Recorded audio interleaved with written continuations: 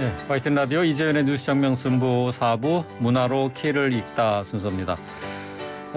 넷플릭스 드라마 수리남의 기세가 심상치 않습니다. 윤종빈 감독과 하정우, 황정민 등 믿고 보는 출연진으로 방영 전부터 화제를 모았는데요.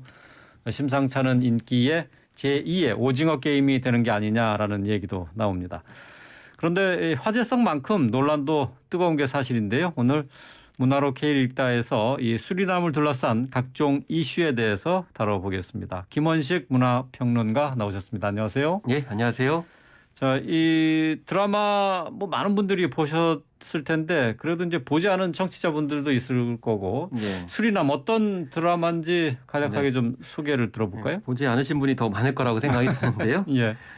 일단 제목을 보면은 수리남은 국가 이름입니다. 네. 그래서 국가 이름이라고 이렇게 말씀드리면은 이제 그런 국가가 있느냐 이렇게 하실 분도 있는데요.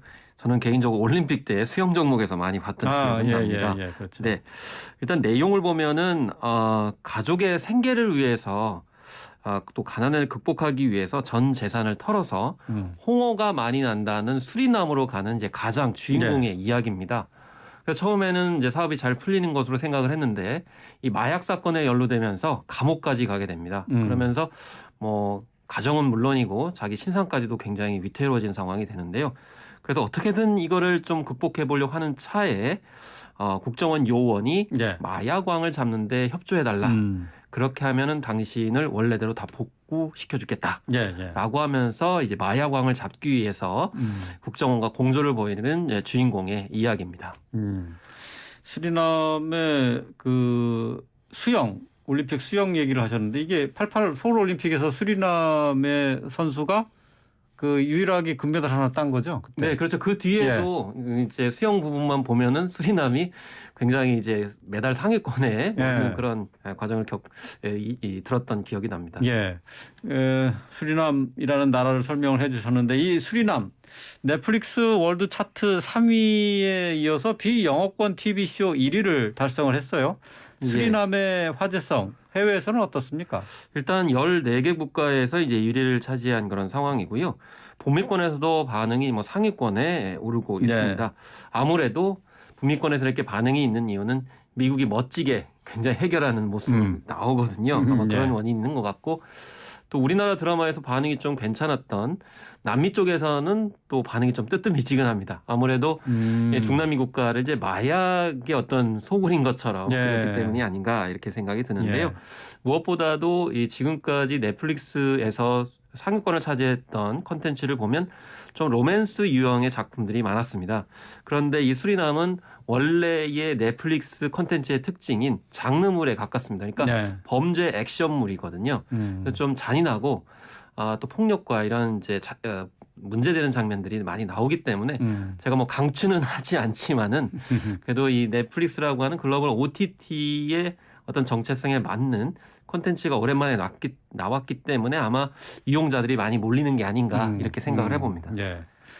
이 드라마에서 보면은 수리남이 참 마약 국가 아주 뭐 엉망인 나라로 이게 표현이 되는데 그래서 이제 수리남에서는 이 드라마에 대해서 분노를 표시하고 있어요. 수리남의 외교부 장관이 법적인 조치까지 고려 중이다라고 밝혔는데 이거 어떻게 된 겁니까? 그렇습니다. 이 작품에서는 이제 마약왕을 이제 체포하는 과정에서 수리남을 좀 부정적으로 많이 그리고 있는 것은 사실입니다. 심지어는 쿠데타로 정권을 잡은 대통령이 마약왕의 로비의 대상이 돼서 많은 돈을 받고 일종의 이제 뒤를 봐주는 그런 역할로까지 나오니까요. 그리고 전 국민이 대부분 마약을 이제 통해서 이제 생계를 해결하는 것으로 이렇게 그려지고 있기 때문에 그런 면에서 문제 제기를 하고 있는 건데 특히 그간 마약 문제를 해결하기 위해서 정부가 굉장히 많이 노력을 해왔는데 그런 노력을 지금 수포로 만들고 있다라고 하면서 이 법적인 조치를 이제 취하겠다 이렇게 언급을 했고요. 다만 이 수리남 정부에서 공식적으로 우리 정부한테 요구한 것은 없습니다. 그리고 이렇게 이제 요구를 하니까 사실은 이제 넷플릭스 차원에서는 이름을 바꿔줬습니다. 그래서 영어 제목은 수리남이라는 국가가 아니고요. 나르코스 세인트라고 해서 이걸 이제 우리말로 하면 마약 밀매자들이라는 제목으로 바꾸기는 했는데 예. 과연 수리남 정부에서 얼마나 만족스러울지는 좀 의문이 있을 수 있습니다. 아, 그렇군요. 이게 수리남이라는 제목이 지금 외국에서는 다른 제목으로 이제 소개가 되고 있다 그런 네, 얘기인데. 그래도 이제 전반적으로는 이제 수리남을 굉장히 부정적으로 이제 그리고 있는데 예. 사실 또 항상 이런 컨텐츠를 볼 때 좀 아쉬운 점이 뭐냐면 그 첫 장면이 시작될 때 어떻게 나오냐면 본 작품은 뭐 지명, 뭐 기관 이런 것이 다 뭐 실제와는 다르다 이렇게 얘기를 하거든요. 그렇죠. 근데 실제는 다 나와요. 그렇죠. 우리 드라마 중에서도 뭐 그런 예가 이제 꽤 있는데 예. 그래서 약간 좀 모순되다 이런 느낌은 있습니다. 예. 그 연출을 맡은 윤종빈 감독이 이제 과거 데뷔작이었죠. 용서받지 못한 자. 뭐 이 작품으로도 실제 고소를 당한 적이 있다고요. 네, 용서받지 못한 자는 사실 윤종빈 감독의 대학교 졸업 작품입니다. 그럼에도 불구하고 부산국제영화제에서 4개 부분을 수상하면서 굉장히 화제를 모았던 작품인데요. 네. 그럼 왜 고소를 당했냐면 국방부를 통해서 고소를 당했습니다. 원래는 이제 국방부에 촬영 협조를 이제 구했는데 국방부 그러니까 군대 막사에서 촬영하달라고 했는데 그걸 이제 불허했습니다. 네. 그 이유는 내용이 좀 군대 이미지를 좀 저촉할 우려가 있다. 예를 들면 두 주인공이 이제 나중에 좀 목숨을 잃게 되는 그런 상황이 돼버리거든요. 예.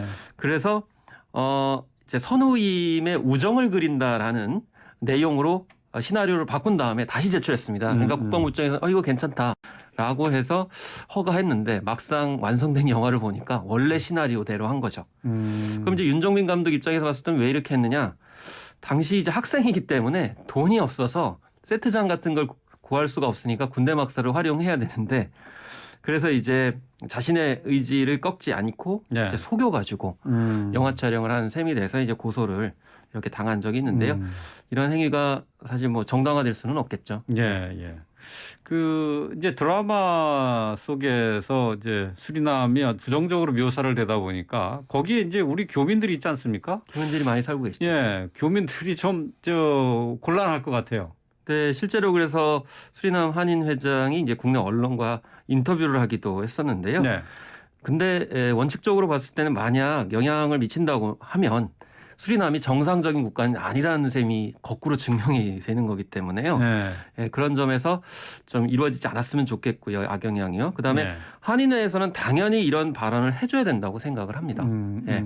그리고 미디어와 한인 사회는 당연히 이제 분리가 돼야 되기 때문에요. 그래서 저는 뭐 그런 불이익은 없을 거라고 생각이 들지만은 네. 각자 역할을 통해 가지고 자신들의 입장을 표명하는 것이 맞다고 생각합니다. 그러니까 수리남 정부는 수리남 정부대로 그렇게 입장을 표명해줘야 되고요. 한인회는 또 한인화에 대해서 입장 표명해줘야 되는데 무엇보다도 제일 중요한 거는 그 간에 수리남과 우리가 좀 그런 신뢰관계가 많이 없었기 때문에 이런 일이 있지 않나. 예를 들면 수리남과 우리 국가가 굉장히 신뢰가 있고 돈독하다 그러면 이런 작품이 나왔을 때 네. 아예 설마 뭐 우리께 그렇게까지 생각 안 하는 국가가 뭐 악의를 갖고 있겠느냐라고 생각하는데 오늘 갑자기 수리남이라는 작품이 한국에서 세계적으로 이렇게 선보이게 되니까 굉장히 당황했을 것 같다는 생각이 듭니다. 네. 어쨌든 근데 실제 사건을 배경으로 해서 이걸 모티브로 해서 작품을 만들었잖아요. 그래서 창작의 자유로 보고 넘어가야 한다는 시각도 있습니다. 평론가께서는 이번 수리남 논란 어떻게 보고 계십니까? 사실 역지사지할 필요가 있는데요. 네. 예전에 할리우드의 뭐 007 시리즈에 우리나라가 좀 부정적으로 묘사되면 우리가 굉장히 비판적으로 접근을 했었습니다. 뭐 아시안 오리엔탈리즘이라고 하는 그런 단어까지 나왔었는데요. 네. 근데 한편으로는 우리가 그 처지를 이제 해야 될 입장이 됐습니다. 그만큼 우리 K 콘텐츠가 굉장히 영향력이 세졌다는 거죠. 그렇죠. 우린 무심코 하는 행위가 상대방은 지금 큰 돌에 맞아서 다칠 수 있는 상황이 됐고요.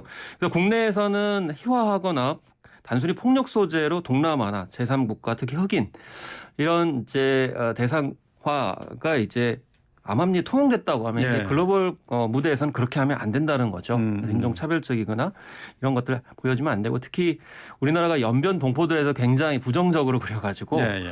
황해라든지 범죄도시 그리고 최근에 범죄도시 2 같은 경우는 베트남에서 상영이 금지됐습니다. 예, 그렇다면서요. 예, 그래서 우리 관광객을 납치되고 살인되는 그런 음. 무법천지인 것처럼 그려졌기 때문인데 그런 점에서는 좀 조심해야 되고요. 이 해외뿐만이 아니고 국내도 영화 곡성이라든지 부산행이 흥행했을 때도 지역에 대해서 굉장히 부정적으로 그린다고 그래서 좀 지자체가 항의를 했거든요. 예. 사실 우리가 범죄 보도를 할 때도 그 어떤 특정 지역을 들어가지고 보도하는 건 좀 적절하지가 않거든요. 예. 예. 예. 그래서 뭐 어떤 지역의 무슨 살인 사건 이런 거보다는 그 피해자나 피의자 공격하거나 범죄를 저지른 사람을 이제 중심으로 보도하는 게 맞는데요.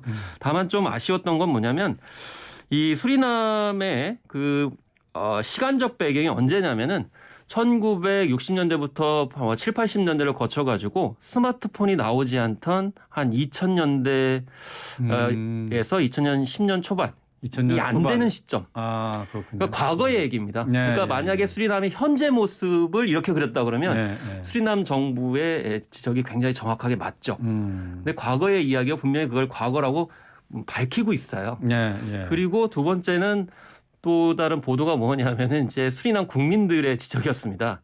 과연 그럼 수리남에 범죄가 없느냐? 이렇게 또 지적하는 수리남 국민들이 있었거든요. 그러니까 이게 입장 차이가 좀 다를 수가 있다. 그러니까 중요한 거는 수리남에 문제가 있다고 그러면 그걸 해결해야 되는 거죠. 예, 뭐 이렇게 좋게만 그리는 게 아니고 한국도 마찬가지로 오징어 게임이나 기생충이 높은 평가를 받았던 것은 우리 문제를 드러내놓고 또 전 세계적인 보편성인 어떤 해결 방안을 모색했던 거기 때문에 이제 수리남도 그런 관점에서 좀 접근해야 될 필요성은 뭐 약간 있다고 생각합니다. 예. 근데 이 수리남을 비롯해서 최근에 이 마약을 소재로 한 콘텐츠가 조금 늘고 있는 게 아닌가 싶어요. 네. 많이 좀 보게 되는데 이게 결국 그 마약에 대한 호기심을 부추기는 것 아니냐 예. 이런 우려가 좀 있습니다. 일단 저는 이 현상은 문화 지체 현상인 듯 싶습니다. 그러니까 현실의 마약 문제를 이 마약을 다룬 콘텐츠들이 거의 비유하자면 80년대, 90년대 방식으로 그리고 있습니다. 그러니까 네. 80년대, 90년대 방식은 뭐냐면 조직폭력배가 마약을 다루는 내용으로 다루고 있는데요. 예. 그렇지만 지금의 마약 문제는 그런 조직폭력배들이 특정하게 다루는 게 아니고 스트림담도 마찬가지입니다만은 SNS라고 하는 테크놀로지를 통해 가지고 은밀하게 일상으로 굉장히 많이 와 있거든요.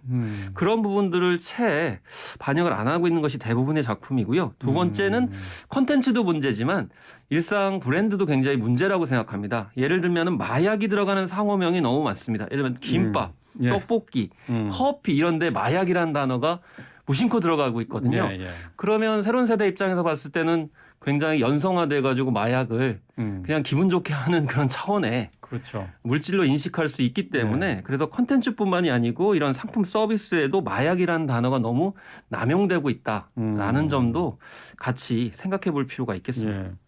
뭐 드라마에서 과거에 얘기를 하고 있다고 하지만은 그것 자체도 어쨌든 부정적인 영향은 뭐 피할 수 없는 것 같고 좀 마약에 대해서 거부감을 많이 줄여주는 거 아니에요? 이런 게? 그런 점이기 때문에 이 콘텐츠의 역할은 절대 합리화를 하면 안 되겠죠. 예, 예. 그래서 결과적으로 마약을 다루는 사람의 최후는 그렇기 때문에 이제 비참하게 다뤄주는 것이 맞고요. 예. 그래서 뭐 수리담에서도 결말은 굉장히 비참하게 예. 끝이 나는 장면이 있습니다. 예. 중요한 거는 아까 좀 언급드렸듯이 현실의 마약 문제를 얼마나 사실적으로 그리느냐. 근데 그 사실적으로 그리는 것이 뭐 구입처나 이런 정보들을 제공하는 것이 아니고 그것을 얼마나 일상화돼 있고 조직폭력배나 먼 나라의 이야기거나 어떤 따로 이루어지게 있는 것이 아니고 내가 그 마약의 어떤 중독성이라든지 파멸적인 상황에 들어갈 수 있다라는 걸 보여주는 것이 예. K 콘텐츠 속의 어떤 마약 방향성이라고 생각합니다. 예, 알겠습니다. 뭐 최근에 많은 인기를 끌고 있는 수리남 이 드라마로 마약 문제까지 좀 살짝 살펴봤습니다. 오늘 말씀 여기까지 듣겠습니다. 고맙습니다. 네, 감사합니다. 네, 김원식 문화평론가였습니다.